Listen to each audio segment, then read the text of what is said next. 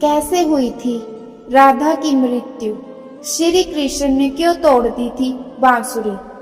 जब भी प्रेम की बात आती है तो श्री कृष्ण राधा के प्रेम की मिसाल सबसे पहले आती है। राधा श्री कृष्ण के प्रेम को जीवात्मा और परमात्मा का मिलन कहा जाता है। राधा श्री कृष्ण का बचपन का प्यार थी। श्री कृष्ण जब 8 साल के थे तब दोनों ने प्रेम की अनुभूति की।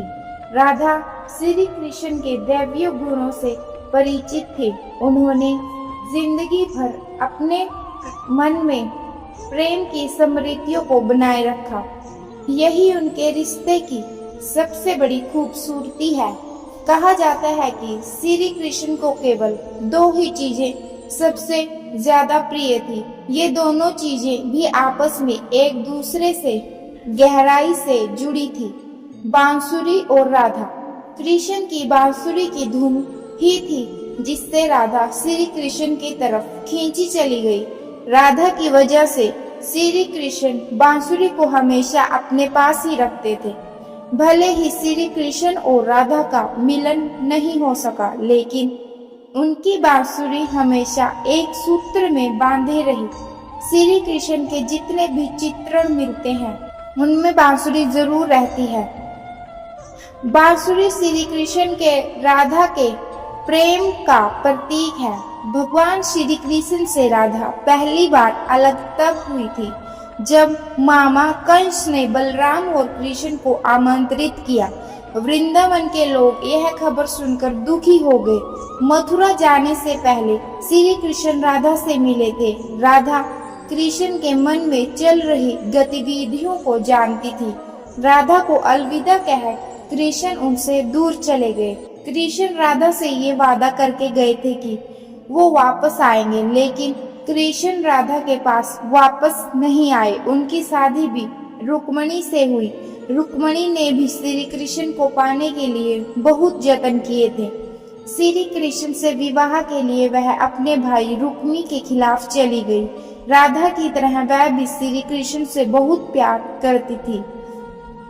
रुक्मणी ने श्री कृष्ण को एक प्रेम पत्र भेजा था कि वह आकर उन्हें अपने साथ ले जाएं। इसके बाद श्री कृष्ण रुक्मणी के पास गए और उनसे शादी कर ली। कृष्ण के वृंदावन छोड़ने के बाद से ही राधा का वर्णन बहुत कम हो गया। राधा और कृष्ण जब आखिरी बार मिले थे तो राधा ने कृष्ण से कहा कि भले ही वो उनसे दूर जा रहे हैं, लेकिन मन से कृष्ण हमेशा उनके साथ ही रहेंगे। इसके बाद कृष्ण मथुरा गए और कंस और बाकी राक्षसों को मारने का अपना काम पूरा किया। इसके बाद प्रजा की रक्षा के लिए कृष्ण द्वारका चले गए और द्वारकाधीश के नाम से लोकप्रिय हुए। जब कृष्ण वृंदावन से निकल गए तब राधा की जिंदगी ने अलग ही मोड़ ले लिया। राधा की शादी एक यादव से हो गई।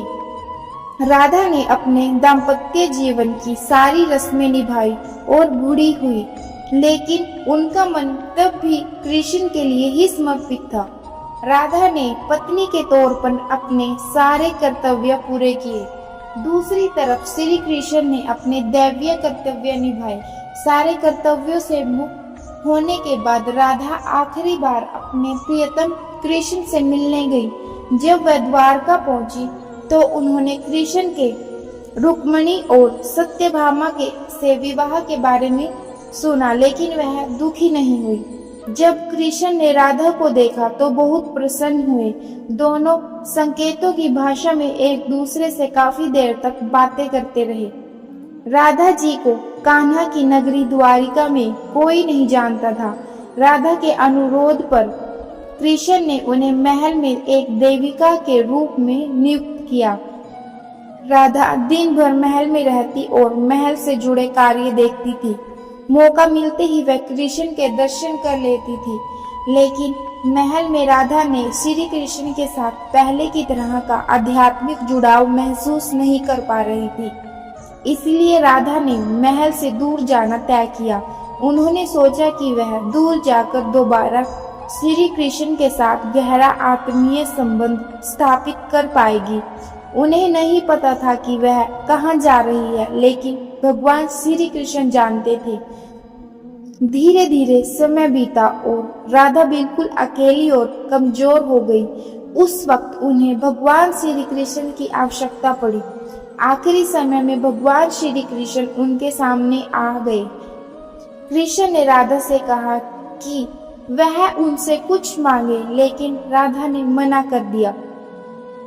कृष्ण के दोबारा अनुरोध पर राधा ने कहा कि वह आखिरी बार उन्हें बांसुरी बजाते देखना चाहती हैं। श्री कृष्ण ने बांसुरी ली और बेहद सुरीली धुन में बजाने लगे।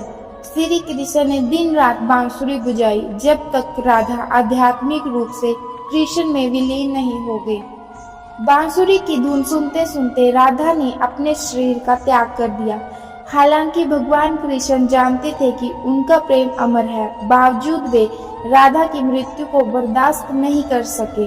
कृष्ण ने प्रेम के प्रतीकात्मक अंत के रूप में बांसुरी तोड़कर झाड़ी में फेंक दी। उसके बाद से श्री कृष्ण ने जीवन भर बांसुरी या अन्य कोई वादक यंत्र नहीं बजाया। कहा जाता है कि जब द्वापर युग में नारायण ने श्री कृष्ण का जन्म लिया था, तब माँ लक्ष्मी ने राधा के रूप में जन्म लिया था, ताकि मृत्यु लोक में भी वे एक साथ ही रह सके। जय श्री कृष्ण। दोस्तों, आपको वीडियो अच्छी लगी है तो वीडियो को लाइक और चैनल को सब्सक्राइब करें। धन्यवाद।